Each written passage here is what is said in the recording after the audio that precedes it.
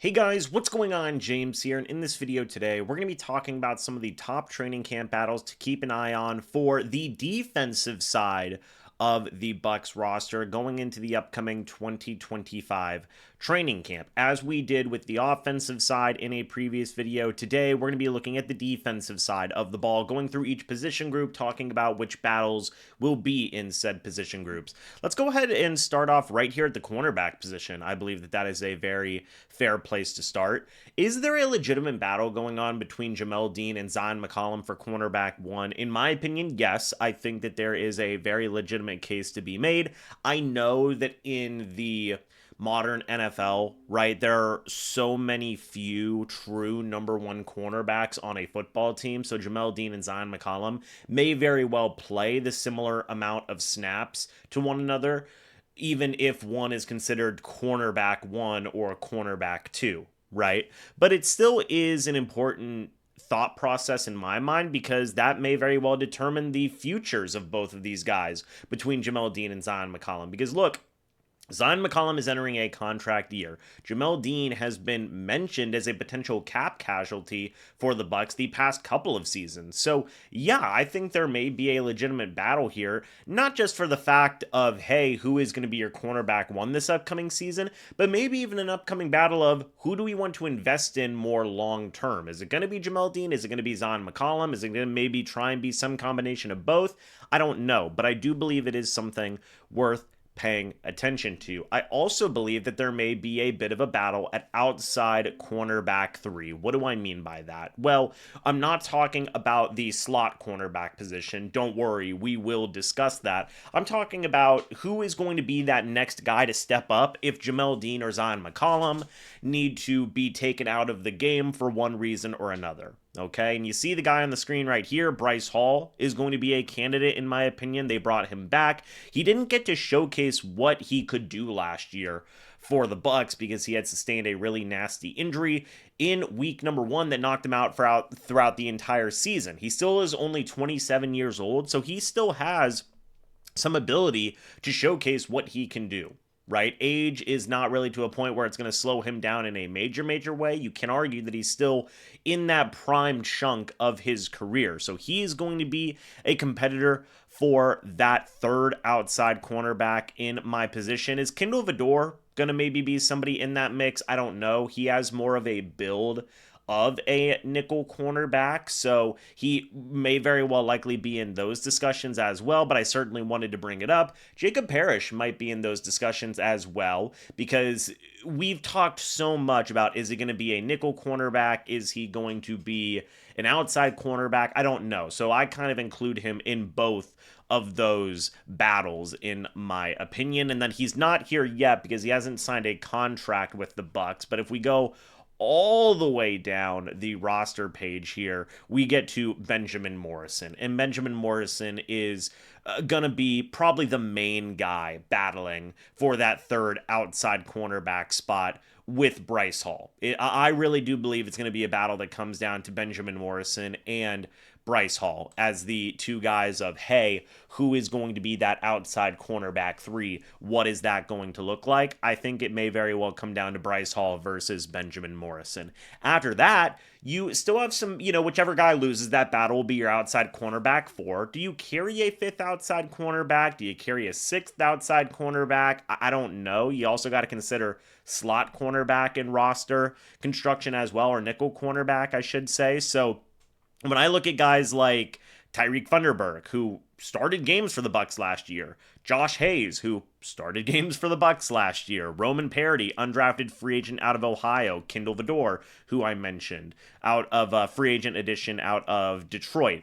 These are some guys that are going to be battling for maybe 1, 2 at the absolute max roster spots. I'm going to be curious to see also practice squad spots as well. Okay, I think that you would probably give the advantage to Thunderberg and Hayes because they did have real live game starting experience last year for Todd Bowles specifically. Something that Roman Parody didn't get last year, something that Kindle Vidor didn't get last year, at least in terms of time with Bowles. So it's going to be a bit of a lengthy battle for the cornerback position, in my opinion. We'll transition to nickel cornerback here in a little bit, but let's kind of focus on the defensive line real quick because I feel like you know who your starters are. Your starting defensive ends are going to be Logan Hall. It is going to be Kalijah Cansey, and Vita Vea is going to be your starting nose tackle. After that, I think it's fair to say that Greg Gaines is going to make this roster. Okay, he's probably going to be your fourth defensive lineman, but one guy that I think can very well compete with Greg Gaines is going to be a guy in Elijah Roberts, the recent Buccaneers 5th round draft pick out of SMU. I think that that is going to be a very legitimate battle for that fourth defensive line position, okay? Really the first guy in the rotation. What I was talking about in that cornerback room, let's talk about that in the defensive line room. Who's going to be that first guy to take over for Logan Hall or Kalijah Cansey if they need to get out and you just want to get a different look at things? Is it going to be Greg Gaines? Is it going to be Elijah Roberts? That's a battle that is going to happen in my opinion. Now, again, whoever loses that battle will be your fifth defensive lineman. After that, you're going to have some guys competing for defensive lineman 6 position. So, if the Bucs do decide to carry 6 defensive linemen, who is that going to be? Well, you have Eric Banks battling. CJ Brewer is battling as well. Both these guys have had some interesting moments for the Bucs in the past, be it in like preseason or a spot moment here or there. Adam Gotsis, a veteran of the league, is another guy that I think can be an interesting 6th defensive line option. Mike Green is another guy who's been in the Buccaneers system for a little bit now. Then you've got some newcomers in Nash Hutmacher, I think I said that last name right, out of Nebraska, and Devon J. Thomas out of Penn State. Those guys are kind of the newcomers, whereas you have guys who have been in the system either a little bit in the case of Adam Gotsis or a significant amount in the case of Mike Green, CJ Brewer, and Eric Banks. So that's a pretty healthy battle for one roster position. Also, again, some practice squad positions in there that could be up for grabs as well. We're moving past guard into linebacker. Now, this is an interesting one that I know a lot of people are going to be paying attention to because, of course, Lavonte David is going to be your number 1. Who is going to be your number 2 linebacker? Your 3 main competitors are going to be Servassier Dennis, former 5th round draft pick out of Pittsburgh. You have Deion Jones, a veteran who used to play for the Atlanta Falcons and really gave the Buccaneers fits in some situations, if I remember correctly. He is going to be a veteran. He was with the Buccaneers just a little bit last year. He actually played in the playoff game for them and had some decent moments here and there. And new free agent face Anthony Walker Jr., formerly of the Miami Dolphins and the Cleveland Browns. Those are going to be your 3 main guys battling for that second linebacker job, okay? And I know that we are very likely going to see a healthy rotation of all 3 of those guys, depending on the circumstances, the situations, if somebody needs a breather, right? We may even see scenarios where some of these guys are on the field at the same time, right? Multiples of these guys are on the field at the same time. But it is going to be a very legitimate battle. Again, Walker, Deion Jones are your veterans. I would say that you could argue Servassier Dennis has the most upside out of all 3 next to Lavonte David, so that is going to be a big battle there. And then if you do decide to carry 5 linebackers, because again, like Deion Jones, Anthony Walker Jr., they're going to make your roster, I'm pretty darn sure. So whoever loses that battle is going to be linebacker 3, linebacker 4.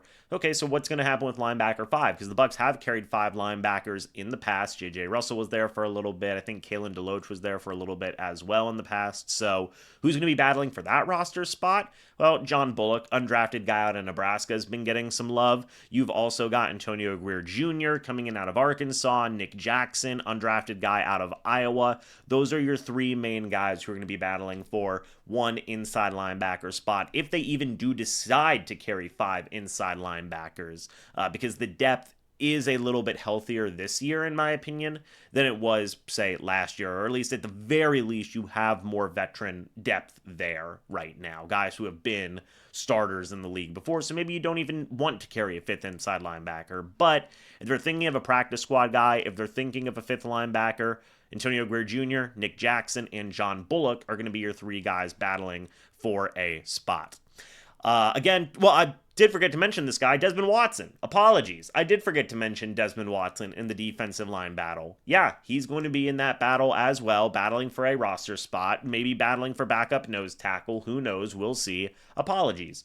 Can't believe I forgot the big man. Shout out Desmond Watson.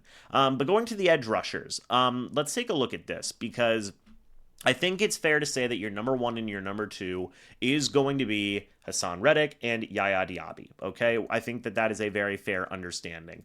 Who's going to be your third edge rusher? Again, that first guy in that rotation.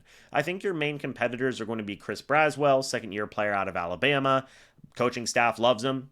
Front office loves him. We'll see what he can do. Anthony Nelson, who's just been a vet around for a while now. I remember Yaya had called him a second coach when I had him here on the channel, so he gets a lot of love.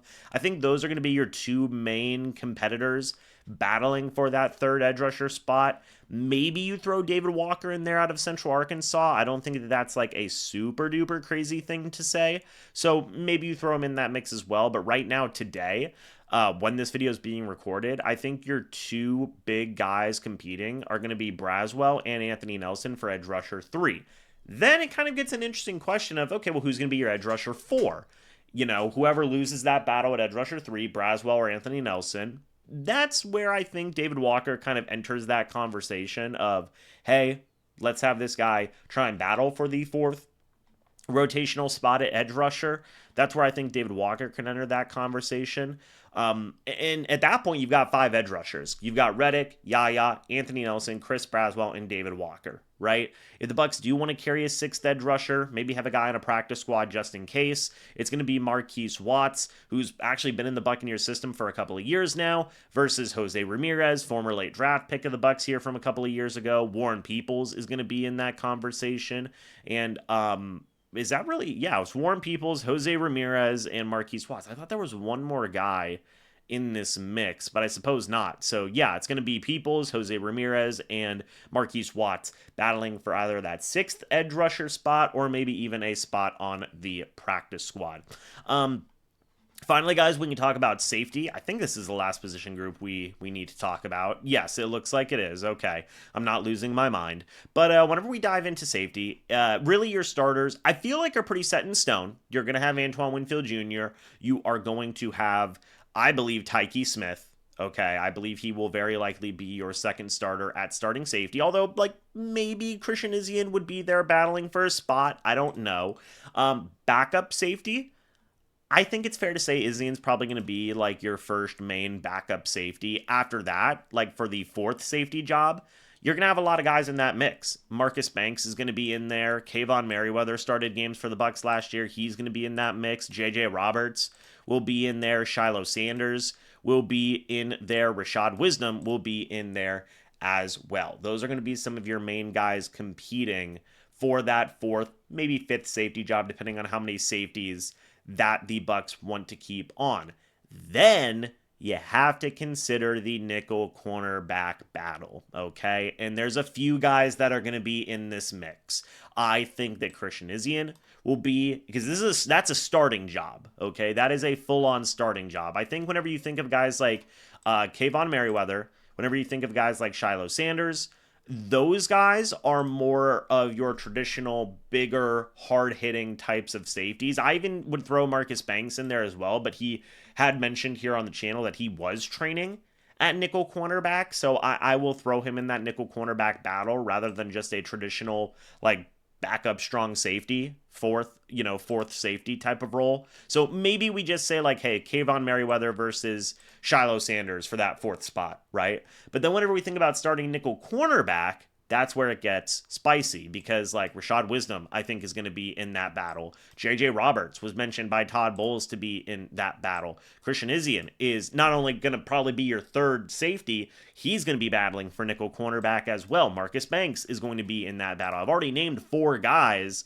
who are going to be in that single competition, and we haven't even gone back to the cornerbacks to look at other options. That's 4 guys right there. Then you go into that cornerback room, and it's like, okay, do you throw Kendall Vador in that battle? I think that Jacob Parrish may very well be in that battle. So really, you've got like 6 guys, arguably, looking to battle for one starting position, which is another roster spot. Do the Bucs want to carry 2 nickel cornerbacks? Do they want to put one of these guys on a practice squad just in case they need another nickel? Are you going to rotate Tyke Smith into there? I don't know. But I don't think Tyke Smith is going to be your full-time starting nickel corner. I don't think Winfield Jr. is going to hold that spot as well. I do think those 4 to 6 guys that I mentioned will be the 4 to 6 guys battling for that spot. And really, folks, that's it. That's all of the defensive training camp battles that are worth paying attention to. I think I've done a pretty good job here in this video of laying out the landscape, so to speak, to say, hey, these are the guys who are battling for what.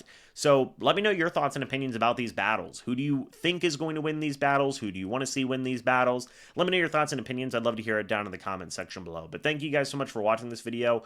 Hope you all enjoyed. And as always, guys, I'll see you all in the next video or the next live stream. But until then, and as always, guys, goodbye for now, and go Bucs.